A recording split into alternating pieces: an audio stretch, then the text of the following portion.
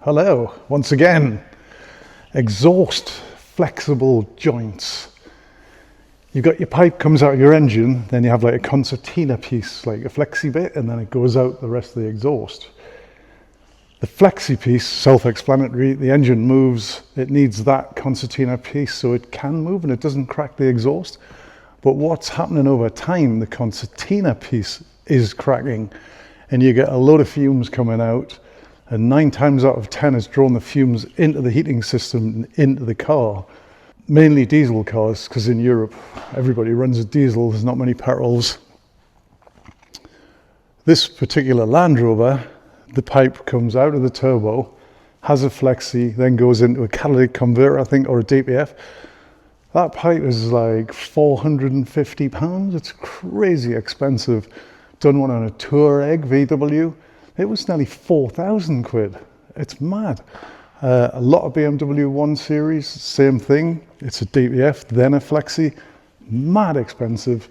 So basically, I'm cutting them out and putting an aftermarket flexible pipe in, and that should last the life of the rest of the exhaust at least. VW V6s, extremely difficult to get out and do.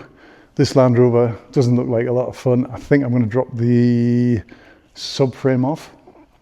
But what was really disturbing about this one is a DPF, a diesel particle filter. It takes all the soot particles out of the exhaust system, out of the combustion system. The soot particles are microscopic, they're horrible, they get in your lungs. I totally get it. I totally understand DPFs when they're working well. The back of your exhaust is clean, which is great. But all that soot builds up in your DPF filter. It's basically a honeycomb filter with some very precious metals in. I don't know how it quite works. It catches the soot, basically. But eventually it's going to block up. You've heard of blocked DPFs and all of that. There's an equation in the ECU. It somehow works out when the soot level is getting high. Then it has to do what is called a regeneration. And how it does that, it turns on the glow plugs, it turns up the amount of fuel that goes in and basically burns extra fuel, and it'll run the exhaust in that DPF to around about 600 degrees, which is incredibly hot. That heat burns the soot down into ash, which is harmless, and it must just get blown out the exhaust.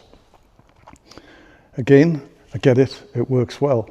But what was happening with this one, the customer said it only seemed to happen when they're coming off their drive, and their drive is quite steep, so they're having to put a lot of strain on the engine. It's rocking, it's separating the exhaust. If it's doing a DPF regen afterwards, all that heat and smoke coming out of the engine is not going through the DPF. It's coming out of that flexible, and it's coming out of the car. You can physically see it coming out the vents, going into the fresh air system, the air conditioning, and just blowing it into the car. So dangerous, so dangerous. So until I've been able to get to it, they've been running it with all the vents closed, the heating off, and that seems to have kept it at bay, but it billows out under the bonnet. It's ridiculous. So I'm going to take the exhaust off and I'm going to replace that flexible bit. You just get an aftermarket one, make it fit. If it's a little bit long, it doesn't matter, I can cut it down. The crucial bit is getting it in line. You don't want the exhaust going out of the line in the length of it, because if you do, it won't fit back on. So it has to be clearly marked. Lengthwise, get away with it. Circumference-wise, it's got to be perfect. Let's do it. Got it out. That was a lot of fun. Where am I going? Basically, I've took the front subframe out, unbolted the steering rack that's held to it, the anti-roll bar that's held to it, and just let them hang. Torque stop stops the engine rocking back and forward. That's all that does. The engine's held by, it's got an engine mount at each end, so there's no fear of this great lump falling on my head, luckily. Now that's where it's come from. There's the turbo. Comes out of here, down here, flexi, sort of here somewhere. Few sensors to disconnect from the top. Did those from under the bonnet. And this is what I'm talking about. This little flexi joint here You can see it's all sooty and it's smashed, so that's where all the smoke's coming from. So I need to keep that line exactly the same. The reason this is so expensive, it's got this pipe and then they've got a catalytic converter. That's where the money is. That's the DPF, the diesel particle filter.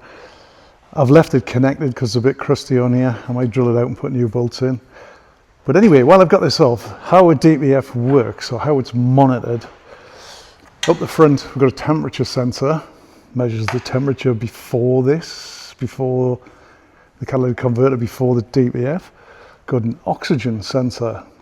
It's measuring what the fuel ratio is coming out of the engine, and it'll trim the fuel injectors for best fuel economy and all of that. We've got another temperature sensor here, and it's going to measure before the cat and after the cat. This is quite an old system. On the DPF, the way it measures soot level, there's a pipe here, goes up to a sensor, and there's a pipe here goes to the sensor. So you've got before DPF and after DPF. And believe it or not, that sensor is called a differential pressure sensor. Very simple. It measures the pressure between here and here. If the pressure is getting like too high here, it means the soot level is getting high. It can't push the exhaust gases out and through to this one. If they're sort of even, it knows it's clean. And once it starts sensing that this pressure is different to this pressure, it'll do a regeneration. And it uses the heat sensors and the oxygen sensor and all that to measure how much extra diesel to throw down the exhaust to get it to burn super, super hot. Quite often vehicles, modern vehicles with all this on, I say modern, DPF's been around a while now. The engine oil sump tends to go up, which is hard to understand. Why would a car gain oil? Well, it's not actually gaining oil, it's gaining unburnt diesel. Say you're bombing down the local highway, motorway, dual carriageway, and it needs parameters to do a regeneration. All its parameters are right. I'm doing over 60 miles per hour. Temperature's good, water temperature's good, outside air temperature's good. It's like, right, let's go. It hits it and it sends all that fuel down the exhaust to burn. But it doesn't know you're just about to peel off the motorway and head into Tesco. So you go from whatever the set speed limit is to do this, from 60 down to 30 miles per hour. It's going to shut it down. Doesn't want that heat while it's stationary. There's nowhere for that spent diesel to go, so it ends up in the oil sump. That's why you get this gain in sump level, and you'll get a warning on your dash saying sump oil level too high, which is a really weird one, but that's how that all works. Anyway, to fix this, 25 quid, 30 quid, measure it up, cut it, weld that in there, and put it all back together. Happy days. Another little point with that oil gain on wet belt systems that we all love, I think the boffins have discovered, or nobody really thought about it, they didn't take into account that unburnt diesel would end up back in the sump if a DPF regeneration is aborted for whatever reason.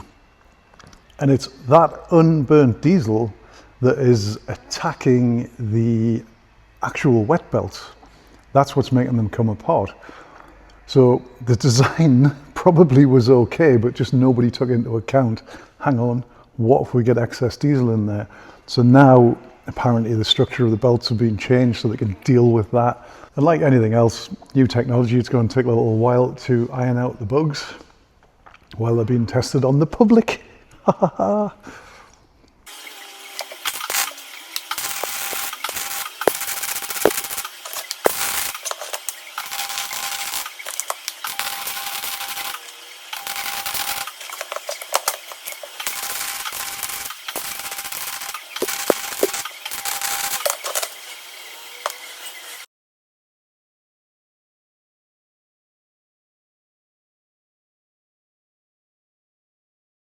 That's it, all back together, all hunky-dory. Just going to give it a little service. This is the offending item, and as you can see, there's the split. That was welded to the exhaust. That used to go over there like so. That used to be on there. And that used to be on around there. So if you've got exhausty, stinky getting in your car, and it's a Land Rover or I say Tiguan's, BMWs, they all do it, VWs, Touareg. Also my mate next door, his Porsche Cayenne did it as well. So it was a very common thing. This was quite difficult to figure out. We couldn't figure out why it was doing it, because when it was stationary and it was idling, it wasn't leaking. It was only when the exhaust was rocking. So basically got it up on the hoist, got my pal to block the exhaust just with his hand while it was running, and then I rocked the engine back and forward and you could see it. Rocked it back and forward and you could see the fumes, the smoke coming out, because it was pre-DPF, so it's a dirty black smoke like you used to get out the back of a car back in the day. Any good? Let us know in the comments. Thank you very much for watching.